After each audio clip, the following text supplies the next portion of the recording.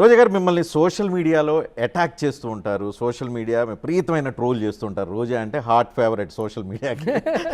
So ఈ trolling చూసినప్పుడు మీకు ఏమనిపిస్తుంటుంది? కాయలున్న చెట్టుకి రాళ్ళ దెబ్బలు అంత అనిపిస్తుంది. సింపుల్గా తీసుకుంటారా? పెయిన్ అనిపించదా, బాధ అనిపించదా? అది ఒకప్పుడు అనిపించేది, ఇప్పుడు వాళ్ళని చూసి silly guys. So another troll material ఇది. నిజంగా కొత్తలో పాలిటిక్స్కి వచ్చినప్పుడు ఏంట్రా అసలు మనం ఎవరో వీళ్ళకి తెలియదు, మన గురించి ఏం తెలీదు, మనని ఎందుకు తిడుతున్నారు అని అనిపించేది. సో బాధపడేదాన్ని. మా హస్బెండ్ అనేవాడు, వాడు పని పాట లేకుండా ఖాళీగా ఉన్నాడు, వాడు ఏదో పని చేయాలి కాబట్టి వాడు నీ గురించి మాట్లాడుతున్నాడు, నీకు 100 పనులు ఉన్నాయి, ఆ పనులు చూడు అంటాడు. సో అలా నాకు మా హస్బెండ్ సపోర్టు, ఆయన నాకు చెప్పే విధానం నచ్చి నేను అలా డైవర్ట్ అయిపోయాను. ఎవడు ఏం మాట్లాడినా కూడా వాడి కర్మ, వాడికి ఏంటి, వాడికి ఏదో జబ్బు ఉంది, మెంటల్లీ వాడు ఏదో హీల్గా ఉన్నాడు కాబట్టి ఇలాంటివి చేస్తాను. నిజంగా నేను ఒకటే చెప్తున్నా, నేను ఒక పూజ చేసిన వీడియోనో లేదా నా పిల్లలతో నేను ఒక బర్త్డే సెలబ్రేషన్ చేసుకున్న వీడియోనో లేదా నా ఫ్రెండ్స్తో నేను ఎక్కడైనా టూర్కి వెళ్ళిన వీడియోనో ఫొటోసో పెట్టినప్పుడు ఎంత పని పాట లేకపోతే ఓన్లీ తెలుగుదేశం జనసేన వాళ్ళు మాత్రమే వల్గర్గా నన్ను నా కుటుంబాలని టార్గెట్ చేసి, మా ఆయన్నో మా పిల్లల్లో నన్ను టార్గెట్ చేసి వాళ్ళు మెసేజ్లు పెడుతున్నారంటే వాళ్ళు ఎంత మానసికంగా దెబ్బతిన్నారు, వాళ్ళు ఎంత నీచంగా ఉన్నారు, వాళ్ళు అసలుకి నార్మల్ మనిషి కూడా అని కాదు అనేది నాకు అనిపించింది. ఎందుకంటే ఇప్పుడు ఒక పొలిటికల్గా నేను వాళ్ళని తిట్టినప్పుడు కింద కామెంట్ పెడితే ఓకే, పార్టీ బేస్లో వాళ్ళు పార్టీని సపోర్ట్ చేసుకుంటే మా మీద విషయం చెప్పారు అనుకోవచ్చు. కానీ మా ఫ్యామిలీతో మా ఫ్రెండ్స్తో పర్సనల్ ఈవెంట్స్లో కూడా నువ్వు దూరి మరీ మాట్లాడుతున్నావు అంటే నువ్వు ఎంత ఖాళీగా ఉన్నావు అనేది అక్కడే అర్థమవుతుంది కదా. అలాంటి వాళ్ళ గురించి మనం టైం వేస్ట్ చేయడం అవసరమా అని నేను అడుగుతున్నా. ఇప్పుడు మనకున్న టైము చాలా ప్రీషియస్, ఆ టైంలో ఎన్నో పనులు చేయొచ్చు, కాన్షియన్స్లో కానీ లేదా నా పర్సనల్ కానీ ఫ్యామిలీ గురించి కానీ లేదా నాకు ఉన్న ఈ టైంలో నా ఫ్రెండ్స్తో ఎంజాయ్ చేయడానికి కానీ అవన్నీ వదులుకొని వీడు మాట్లాడిన మాటలకి బాధపడి వాడికి నేను అస్సలు ఏం చెప్పాలనుకుంటాను అది చెప్పి పడేస్తా కానీ దాని తర్వాత ఎవడేం మాట్లాడుతున్నాడో అస్సలు పట్టించుకోను. అందుకే నేను ఇంత హ్యాపీగా ఉంటాను, ఇలా గ్లామర్ మెయింటైన్ చేస్తాను.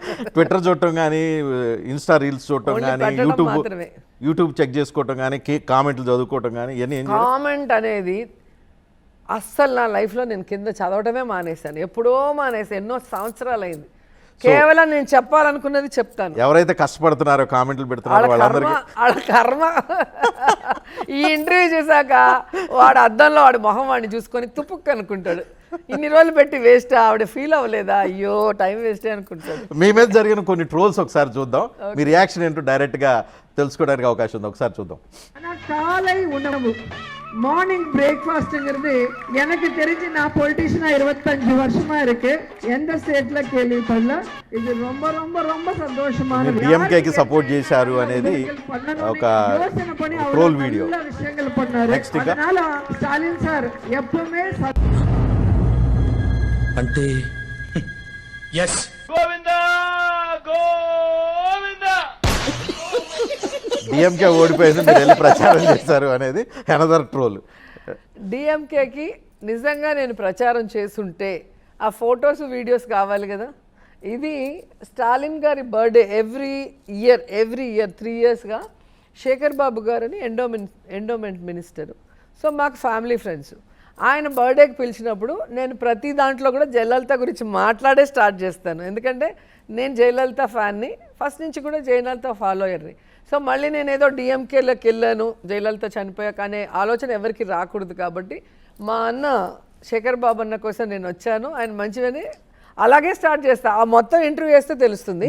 అది ప్రచారం కాదు, అది ఎలక్షన్కి ఎప్పుడో ఆయన బర్త్డే రోజు, అప్పటికి ఇంకా ఎలక్షన్ అనౌన్స్ అవ్వలేదు, ఎవరు కూడా నామినేషన్ వేసింది కాదు. మరి ఇలాంటి రీళ్ళు నేను జయలలిత గురించి మాట్లాడినవి ఉన్నాయి, విజయ్ గురించి మాట్లాడిన ఉన్నాయి, మరి అవన్నీ ఎందుకు చూపించడం లేదు? సో విజయ్ గెలిచాడు కాబట్టి అవి చూపించరు, ఎందుకంటే రోజాకి రాకూడదు. ఎందుకంటే విజయ్ పార్టీ పెట్టిన రోజు నుంచి అనేక సందర్భాల్లో అనేక ఇష్యూస్లో ఒక పొలిటికల్ లీడర్గా నన్ను ప్రెస్ అడిగినప్పుడు అన్నిటికీ నేను సమాధానం చెప్పాను. ఆయనని ఎలా ప్రజలు రిసీవ్ చేసుకుంటారో కూడా చెప్పాను. మరి అలాంటివి ఎందుకు వేయట్లేదు? అంటే ఈరోజు చంద్రబాబు నాయుడు తమిళనాడులో ప్రచారం చేసినాడు, ఆయన ప్రచారం చేసిన ప్రతి చోట కూడా అందరూ ఓడిపోయారు.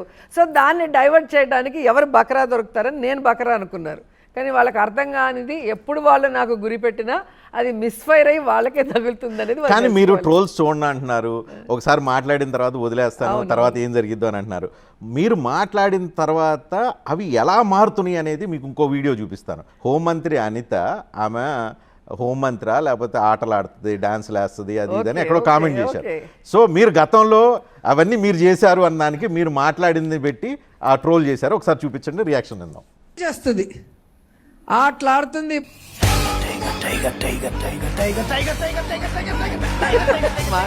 పాటలు పాడుతుంది.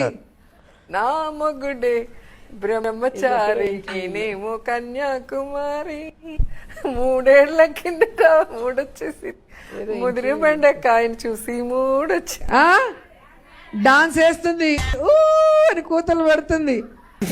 సో మీరు ఏవైతే కామెంట్ చేస్తారో, మీరు ప్రత్యర్థులు విమర్శించినవి కూడా మొత్తం నాకు మంచి అవకాశాన్ని ఇచ్చారు. ఫస్ట్ ఒకటి, నేను స్పోర్ట్స్ మినిస్టర్గా ఉన్నప్పుడు మా కాన్స్టిట్యున్సీలో మా హస్బెండ్ కూడా ఉన్నారు. సో గేమ్ ఆడటం, ఒక స్పోర్ట్స్ మినిస్టర్గా స్పోర్ట్స్ ప్రారంభించినప్పుడు పిల్లలు సరదాగా ఆడదామంటే వాళ్ళతో స్పోర్ట్స్ మినిస్టర్గా ఆడాను తప్ప దాంట్లో తప్పేం లేదు. ఒకటి. రెండోది, ఏదైతే పాటను చూపించారో ఆ పాట నేను ఎప్పుడో ఆర్టిస్ట్గా ఉన్నప్పుడు ఏదో ఇంటర్వ్యూలో తీసుకొచ్చి కట్ చేసి పేస్ట్ చేశారు. రెండోది, అది రాజకీయంకి సంబంధం లేనిది. మూడోది, కూతబెట్టాను అంటారు. అది మా ఇంట్లో భోగి పండగ రోజు మామూలుగా మనము ఫైర్ వేసి కూత పెడతారు కదా, అది పెట్టాను. సో ఇంట్లో ఇంకోటి డాన్స్ అన్నారు, అది నా కొడుకు బర్త్డే ఎక్కడో, అంటే ఇది ఫ్యామిలీ ఫంక్షన్లకి పొలిటికల్కి ముడేసినట్టుగా వాళ్ళు ఎడిట్ చేసి పెట్టారు. మీరు ఆ సాంగ్ చూస్తే తెలుస్తుంది మా అబ్బాయి నేను డాన్స్ వేసింది. ఇక్కడ నేను క్లియర్గా చెప్పాల్సింది ఏంటంటే, ఒక పొలిటికల్ పార్టీలో నేను ఒక పొలిటికల్ లీడర్గా ఉన్నప్పుడు ఒక పొలిటికల్ వేదిక మీద సంబంధం లేకుండా చేస్తే అది తప్పు. ఈరోజు ఆమె ఒక హోమ్ మినిస్టర్గా ఉంది అనిత. తను ఈ రాష్ట్రంలో ఉన్న అందరినీ కూడా కాపాడాల్సిన బాధ్యత ఉంది, లా అండ్ ఆర్డర్ని కంట్రోల్లో పెట్టాల్సిన బాధ్యత ఉంది. మగవాడికి రక్షణ లేదు, ఆడవాళ్ళకి రక్షణ లేదు. చిన్న బిడ్డల్ని కూడా రేప్ చేసి చంపేస్తుంటే ఆమె పట్టించుకోకుండా నాటకాలు వేసుకుంటూ, డాన్స్లు వేసుకుంటూ, పాటలు పాడుకుంటూ ఉంటే మాట్లాడమా? నాకు ఇచ్చింది ఏంటి? స్పోర్ట్స్ మినిస్టర్, గేమ్స్ ఆడాలి. కల్చరల్ మినిస్టర్, డాన్స్లు వేయచ్చు, పాటలు పాడచ్చు. సో నా మినిస్ట్రీలో నేను చేసిన కార్యక్రమాల్ని నేను పబ్లిసిటీ చేసుకొని ఎంకరేజ్ చేయడానికి నేను చేశా. అంతేగాని నేను హోమ్ మినిస్టర్గా ఉండి లా అండ్ ఆర్డర్ని గాలికి వదిలేసి నేను డాన్సులు పాటలాడితే తప్పు మీరు చెప్పినట్టుగా. సో ఆవిడకి ఇచ్చిన మినిస్ట్రీ ఏంటి, నాకు ఇచ్చిన మినిస్ట్రీ ఏంటి? సో తెలుగుదేశం వాళ్ళు నన్ను ఏం చేయాలనుకున్నా అది వాళ్ళకి మిస్ఫైరే అవుతుంది.